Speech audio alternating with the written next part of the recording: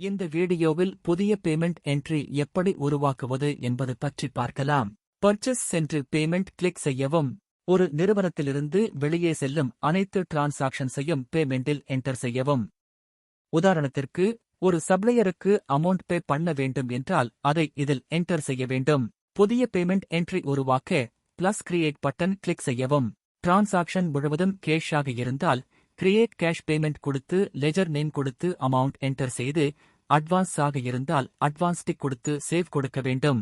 இதைப்போல் முழுவதும் பியங்காக இருந்தால் கிரியேட் பேங்க் பேமெண்ட் கொடுக்க வேண்டும்.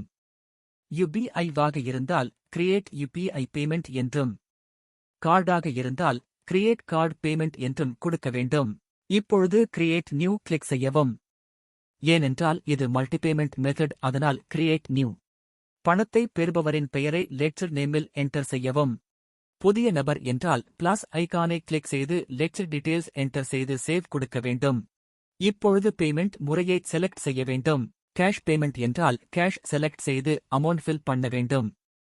இப்பொழுது நான் 10,000 ரூபாய் பாதி கேஷ் பாதி பேங்க் பேமெண்டாக தரப்போகிறேன் என்றால் கேஷ் செலக்ட் செய்து அமௌண்ட் 5,000 என்டர் செய்து பிளஸ் ஐகான் கிளிக் செய்து பேங்க் செலக்ட் செய்து பேங்க் நேம் செலக்ட் செய்து 5,000 என்டர் செய்த பின்னர் இது அட்வான்ஸ் பேமெண்ட் என்றால் அட்வான்ஸ் டிக் கண்டிப்பாக கொடுக்க வேண்டும்.